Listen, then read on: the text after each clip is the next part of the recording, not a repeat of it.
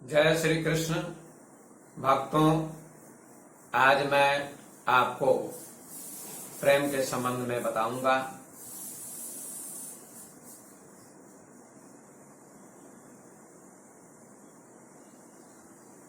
प्रेम क्या है और हमारे परिवार में प्रेम कैसा होना चाहिए, हमारे जीवन में प्रेम कैसा होना चाहिए। प्रेम बहुत कीमती चीज है।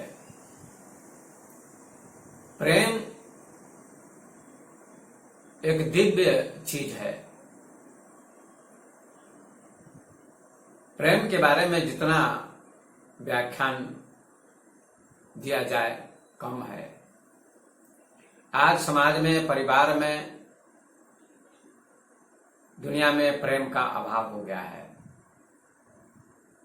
यदि प्रेम हो तो युद्ध नहीं होगा, संघर्ष नहीं होगा, विवाद नहीं होगा, वैमनस्य नहीं होगा, लड़ाई नहीं होगी। प्रेम समाज को जोड़ता है, परिवार को जोड़ता है। सबसे पहले तो हमारा परिवार प्रेममय होना चाहिए। हमारे परिवार में प्रेम होना चाहिए। आज मैं पारिवारिक प्रेम की व्याख्या करूंगा। परिवार में कैसा प्रेम होना चाहिए। देखा जाता है गांव-गांव में जो लोग हैं, पूरी दुनिया में जो लोग हैं, उनके जीवन में प्रेम का अभाव दिखाई पड़ता है। सचमुच में यदि जीवन में प्रेम हो, परिवार में प्रेम हो, तो कहीं भी युद्ध नहीं होगा, कहीं भी विवाद नहीं होगा, कहीं भी लड़ाई नहीं होगी, कहीं भी वैमनस्य नहीं होगा, कहीं भी ईर्ष्या नहीं होगी, कहीं भी जलन नहीं होगी। क्योंकि प्रेम दान है। प्रेम बेशर्त दान है। प्रेम की कोई शर्त नहीं होती है। बिना शर्त के प्रेम मिलता है। प्रेम निस्वार्थ होना चाहिए। प्रेम में कोई स्वार्थ नहीं होना चाहिए। आज पति पत्नी लड़ते हैं, भाई भाई लड़ते हैं, पिता पुत्र लड़ते हैं, सास बहू लड़ती हैं, देवरानी जेठानी लड़ती हैं, पड़ोसी पड़ोसी लड़ते हैं, दो राष्ट्र लड़ते हैं। क्यों लड़ते हैं? क्यों विवाद होता है? क्यों संघर्ष होता है? क्यों युद्ध होता है? प्रेम के अभाव में। सच्ची बात तो ये है, यदि जीवन में प्रेम आए, प्रेम हो, तो युद्ध विदा हो जाएगा। जैसे प्रकाश आए तो अंधकार मिट जाएगा। प्रकाश के आगमन पर अंधकार टिक नहीं सकता, अंधकार मिट जाता है। ऐसे प्रेम जब आता है जीवन में तो अहंकार मिट जाता है। और जब अहंकार होता है तो प्रेम नहीं होता है। प्रेम के अभाव में अहंकार होता है और अहंकार ही युद्ध करवाता है। हर व्यक्ति के मन में अहंकार होता है और अहंकार एक बहुत बड़ा रोग है। इसलिए अहंकार नहीं होना चाहिए, प्रेम होना चाहिए।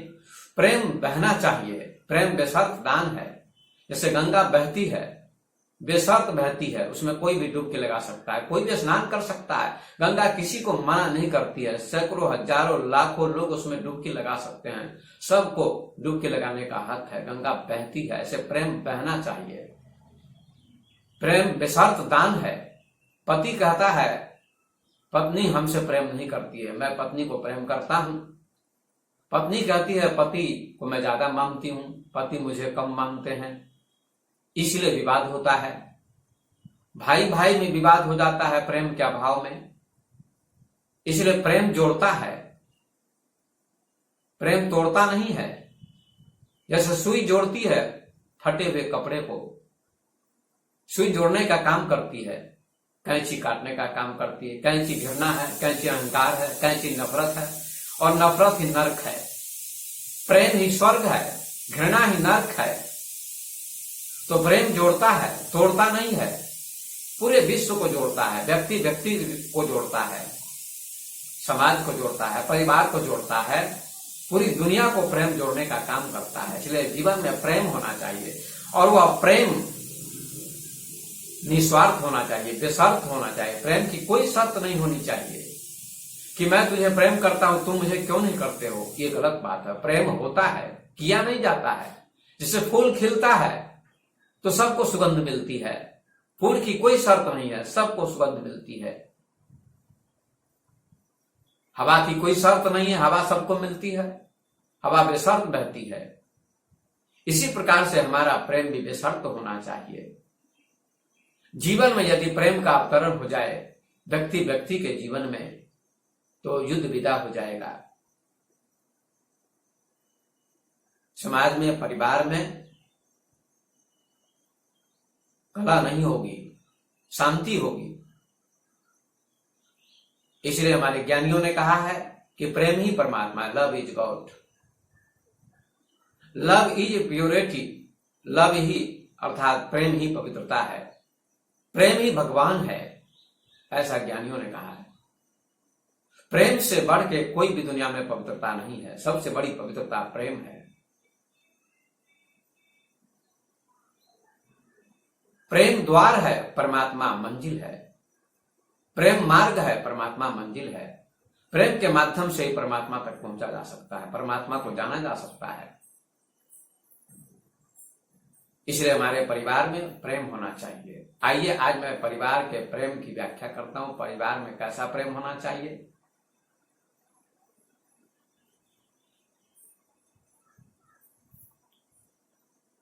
एक सेठ था, धनी मनी व्यक्ति था, उसके पास बहुत संपत्ति थी, बहुत बड़ा मकान था, बहुत जमीन थी, सुविधाएं थी, नौकर चाकर थे, सब कुछ था। सेठ बहुत प्रसन्न था, आनंदित था। एक रात जब सोया था तो उसको सपना आया और सपने में लक्ष्मी जी आई। लक्ष्मी जी ने उस सेठ को दर्शन दिया, उस धनी व्यक्ति को दर्शन दिया। सेठ बड़ा प्रसन्न हुआ, आनंदित हुआ, लक्ष्मी जी को प्रणाम किया। मां प्रणाम, आपने मुझे स्वप्न में दर्शन दिया, ये मेरा धन्यवाद है, मेरा सौभाग्य है कि आपने मुझे स्वप्न में भी दर्शन दिया। लक्ष्मी जी ने कहा, हाँ सेठ, तुम्हारा सौभाग्य है, मैंने तुझे दर्शन दिया है, लेकिन एक बात तुझे कहने आई हूं कि अब तुम दरिद्र हो जाओगे, गरीब हो जाओगे, कंगाल हो जाओगे, मैं तुम्हारे घर से चली जाऊंगी और लक्ष्मी के अभाव में, धन के अभाव में तुम गरीब हो जाओगे, तुम्हें भीख मांगनी पड़ेगी। सेठ ने कहा, क्यों मां, क्या गलती हो गई हमसे, आप हमारे घर से क्यों जा रही हैं। लक्ष्मी जी ने कहा, कोई ना कोई गलती हुई होगी इसलिए मैं जा रही हूं, लेकिन एक बात बताती हूं कि मुझसे तुम एक चीज मांग सकते हो।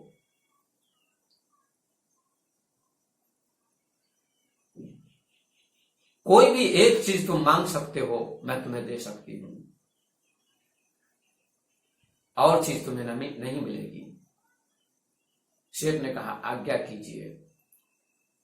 लक्ष्मी जी ने कहा, जितना सोना मांगना चाहो तुम मांग सकते हो, जितने कपड़े मांगना चाहो मांग सकते हो, जितने पैसे मांगना चाहो मांग सकते हो। इन तीन चीजों में से एक ही चीज मिलेगी। चाहे सोना मांग लो, चाहे कपड़े मांग लो, चाहे पैसे मांग लो, मिलेगी एक ही चीज। सेठ किम कर्तव्य विमूढ़ हो गया कि मैं क्या चीज मांगू। उसकी बुद्धि काम नहीं कर रही थी। उसने कहा, मां एक दिन का समय दो, मैं कल बताऊंगा, कल रात को बताऊंगा। आज मेरा दिमाग काम नहीं कर रहा है, मेरी बुद्धि काम नहीं कर रही है, मैं क्या मांगू ये मैं सोच नहीं पा रहा हूं, तय नहीं कर पा रहा हूं। लक्ष्मी जी ने कहा, ठीक है, एक दिन का समय देती हूं, कल सोच के बताना। लक्ष्मी जी अंतर ध्यान हो गई। सेठ सुबह में जगता है, स्नान वगैरह करता है, पूजा पाठ करता है, धार्मिक व्यक्ति था। उसके 4 बेटे थे। उसके चारों बेटे काम करते थे, कहीं काम पर चले गए। घर में 4 बहुएं थी, उन 4 बहुओं को बुलाया सेठ ने और उन 4 बहुओं से पूछा। सबसे बड़ी बहू जो थी उससे पूछा, बेटी तुम बताओ कि लक्ष्मी जी जाने वाली हैं, हम गरीब हो जाएंगे, हमारे घर में गरीबी आ जाएगी, बड़ी कठिनाई होगी, बड़ी दिक्कत होगी। और उन्होंने कहा कि कोई एक चीज तुम मांग सकते हो। उन्होंने 3 चीजों का नाम गिनाया। कहा तुम जितना सोना मांगना चाहो मांग सकते हो, जितने कपड़े मांगना चाहो मांग सकते हो, जितने पैसे मांगना चाहो मांग सकते हो। इन 3 चीजों में से एक ही चीज तुमको मिलेगी, ऐसा लक्ष्मी जी ने कहा। अब तुम बताओ कि मैं लक्ष्मी जी से क्या मांगू। बड़ी बहू से सेठ ने पूछा। बड़ी बहू ने कहा, पिताजी लक्ष्मी जी से बहुत पैसे मांग लीजिएगा, अरबों खरबों रुपए मांग लीजिएगा, तो हमारे घर में कभी गरीबी होगी ही नहीं। इतने पैसे होंगे कि गरीबी होगी ही नहीं। सेठ ने कहा, ठीक है तुम्हारी बात मैंने सुन ली। दूसरी बहू से पूछा, तुम बताओ कि लक्ष्मी जी से मैं क्या मांगू। दूसरी बहू कहती है, पिताजी बहुत सोना मांग लीजिए, इतना सोना मांग लीजिए कि घर में कभी गरीबी न हो, हमेशा हमारा घर धनी बना रहे, धन की कमी नहीं होगी। तो बहुत सोने की मांग कर लीजिए, हमारी यही इच्छा है। सेठ ने कहा, ठीक है तुम्हारी भी बात मैंने सुन ली। तीसरी बहू से पूछा, तुम बताओ तुम्हारी क्या मांग है, तुम्हारी क्या इच्छा है, मैं लक्ष्मी जी से क्या मांगू। तीसरी बहू कहती है, क्या बहुत कपड़े मांग लीजिए, बहुत कपड़े मांग लीजिए, इतने कपड़े मांग लीजिए कि कभी कपड़े खरीदने न पड़े, कपड़ों की कमी न पड़े। हे पिताजी यही हमारी इच्छा है, आप कपड़ों की मांग करें। तीनों की बातें सेठ ने सुन ली। अब चौथी बहू थी, सबसे छोटी बहू, उससे पूछा, तुम्हारी क्या इच्छा है, मैं लक्ष्मी जी से क्या मांगू, तुम बताओ, तुम अपनी राय दो, तुम अपनी सलाह दो। तो छोटी बहू ने कहा, हे पिताजी सबसे बड़ी ने कहा है कि बहुत पैसे मांग लीजिए, अरबों खरबों रुपए मांग लीजिए, तो घर में कभी गरीबी नहीं रहेगी। और दूसरी ने आपसे मांग की है या कहा है कि आप लक्ष्मी जी से बहुत सोना मांग लीजिए, इतना सोना मांग लीजिए कि घर में कभी गरीबी न रहे, हमेशा हमारा परिवार धनी बना रहे, धन की कमी न हो। दूसरी ने सोने की मांग की है और तीसरी ने कहा है इतने कपड़े मांग लीजिए कि कभी कपड़े खरीदने न पड़े, कपड़ों की कमी न हो, ये तीसरी ने कहा है। और मैं आपसे कहना चाहती हूं कि ना आप कपड़े की मांग करें, ना आप सोने की मांग करें, ना आप पैसे की मांग करें। इन 3 चीजों में से भी किसी की मांग आप लक्ष्मी से न करें। तो सेठ ने कहा, उस धनी व्यक्ति ने कहा, तो फिर मैं किस चीज की मांग करूं। उस चौथी बहू ने, जो बहुत संस्कारी थी, बुद्धिमान थी, भक्त थी, उसकी समझ अच्छी थी, उसका विवेक अच्छा था, बुद्धि अच्छी थी, उसने कहा, हे पिताजी आप जब सोने जाएंगे और सपना आएगा और सपने में लक्ष्मी जी आएंगी, तो आप लक्ष्मी जी से न सोना मांग करेंगे, न कपड़े की मांग करेंगे, न पैसे की मांग करेंगे, किसी चीज की मांग नहीं करेंगे, किसी पदार्थ को मांगने की जरूरत नहीं है, किसी चीज को मांगने की जरूरत नहीं है। आप एक ही चीज मांग लीजिएगा कि हमारे परिवार में प्रेम हो, हम चारों बहुओं में कभी विवाद ना हो, लड़ाई ना हो, झगड़ा ना हो, प्रेम हो, पति पत्नी में, सास बहू में, भाई भाई में, पूरे परिवार में प्रेम बना रहे, कभी विवाद न हो। तो आप प्रेम की मांग कर लीजिएगा कि हे लक्ष्मी माता, हमें न सोना चाहिए, न पैसे चाहिए, न कपड़े चाहिए, हमें सिर्फ प्रेम दो, हमारे परिवार में प्रेम होना चाहिए, हमें संपत्ति की इच्छा नहीं है। हमारी छोटी बहू ने जो कहा है वही हमें पसंद आया है, उसकी बात पसंद आई है। इसलिए हे लक्ष्मी माँ, हे लक्ष्मी माता, आप हमें ये वरदान दो कि हमारे परिवार में प्रेम बना रहे। लक्ष्मी जी ने कहा, सेठ तुम्हारी छोटी बहू बहुत समझदार है, बहुत होशियार है।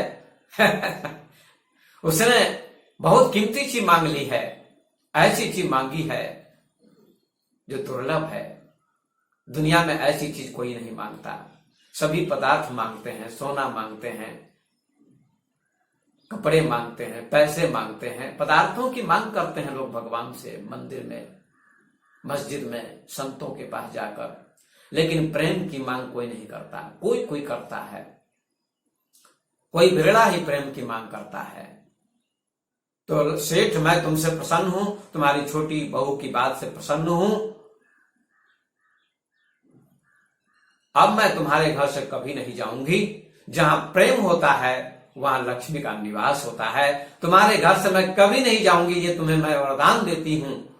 तुम सदैव धनी बने रहोगे। तुम्हारे घर में वैभव, संपदा, संपत्ति हमेशा रहेगी।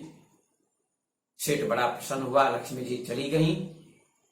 सेठ की नींद खुली और सेठ ने सभी बहुओं को बुलाकर, सभी बच्चों को बुलाकर, सारे परिवार के लोगों को बुलाकर कहा, छोटी बहू ने लक्ष्मी जी को जीत लिया। छोटी बहू की बात बहुत कीमती थी। इसने जो कहा वही हुआ है।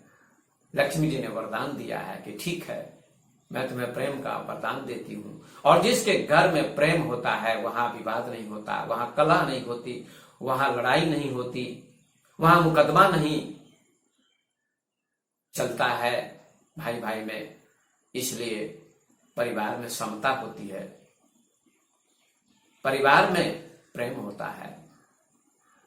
इसलिए गोस्वामी तुलसीदास जी ने लिखा है कि जहां सुमति तहां संपत्ति नाना, जहां कुमति तहां विपत्ति निदाना, जहां सुमति तहां संपत्ति नाना, जहां कुमति तहां विपत्ति निदाना।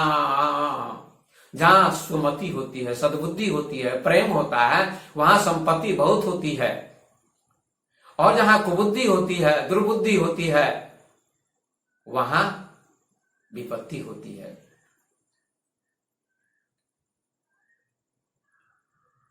इसलिए प्रेम हमारे परिवार में होना चाहिए। आप जानते हैं कि महाभारत का युद्ध हुआ। कौरव 100 भाई थे, पांडव 5 भाई थे, लेकिन 100 भाइयों की हार हुई, 5 भाइयों की जीत हुई। क्यों? 5 भाइयों में प्रेम था। भगवान कृष्ण के आदेशानुसार चलते थे 5 भाई। 5 भाइयों में अगाध प्रेम था, अनन्य प्रेम था। इसलिए महाभारत के युद्ध में पांडवों की जीत हुई, पांडवों की विजय हुई। और कौरव शायद 100 भाई थे, उनमें मेल नहीं था, प्रेम नहीं था, एक दूसरे की बात को नहीं मानते थे। इसलिए उनकी हार हुई, उनका विनाश हुआ। तो जहां प्रेम होता है वहां स्वर्ग होता है, वहां विजय होती है, वहां समता होती है, वहां एकता होती है, और वहां लक्ष्मी भी निवास करती है, वहां धन का विकास होता है। इसलिए संत कबीर ने कहा है कि प्रेम न बाड़ी उपजे, प्रेम न हाट बिकाय, राजा प्रजा जेहि रुचै, शीश दे ले जाए। देखिए प्रेम की कितनी सुंदर व्याख्या की है कबीर ने। कबीर कहते हैं प्रेम न बाड़ी उपजे। प्रेम खेत में नहीं उपजता है, प्रेम की खेती नहीं होती है, प्रेम की उपज खेत में नहीं होती है। प्रेम न बाड़ी उपजे, प्रेम न हाट बिकाए। और प्रेम बाजार में नहीं बिकता है।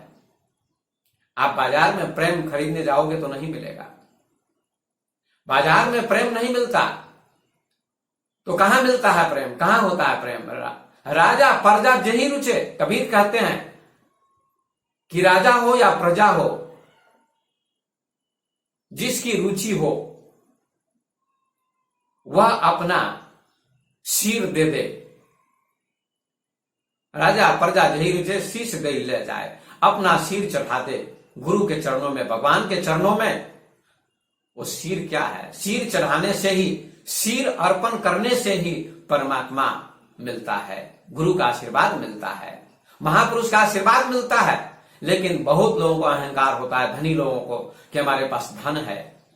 पद का अहंकार, धन का अहंकार, बल का अहंकार, पैसे का अहंकार, संपत्ति का अहंकार, मकान का अहंकार, पदार्थों का अहंकार होता है। और अहंकारी व्यक्ति कभी झुकता नहीं, इसलिए अहंकारी व्यक्ति का विनाश हो जाता है। रावण का विनाश हो गया, कौरव का विनाश हो गया, दुर्योधन का विनाश हो गया, कंस का विनाश हो गया, हिटलर का विनाश हो गया। वे सब अहंकारी थे, उनके जीवन में प्रेम नहीं था, इसलिए उनका विनाश हो गया। उन्होंने सिर नहीं झुकाया भगवान के सामने, रावण ने सिर नहीं झुकाया राम के सामने, इसलिए उसका विनाश हो गया। 1,00,000 पूत 1,25,00,000 नाती, तेही रावण घर दिया न बाती। 1,00,000 पुत्र थे, 1,25,00,000 उसके पौत्र थे, फिर भी कोई नहीं रहा। राम रावण के युद्ध में रावण मारा गया, रावण का सर्वनाश हो गया। रावण को अहंकार था, वह राम के सामने सिर नहीं झुका सका।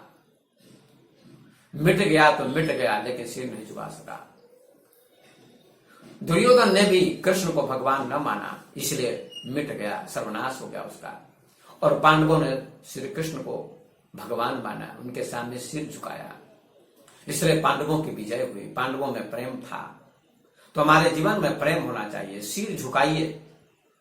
अहंकार, सिर का मतलब अहंकार को मिटाइए, अहंकार को चढ़ा दीजिए, अहंकार को समर्पित कर दीजिए गुरु के चरणों में, भगवान के चरणों में। तो आपके जीवन में शांति आएगी, आपको आशीर्वाद मिलेगा, आपका जीवन धन्य होगा, सरल होगा, सहज होगा। आपके जीवन में प्रेम बहेगा गंगा की भांति, और आपका जीवन आनंद से ओतप्रोत हो जाएगा। इसलिए प्रेम न बारी उपजे, प्रेम न हाट बिकाए, राजा प्रजा जही रुचे शीश गई ले जाए। कबीर और भी कहते हैं कि जब मैं था तब हरि नहीं, अब हरि है हम नाही, प्रेम गली अतिशा करे, तामे दो न समाही। जब मैं था तब हरि नहीं, जब मैं होता है, अहंकार होता है, तो भगवान नहीं होता है।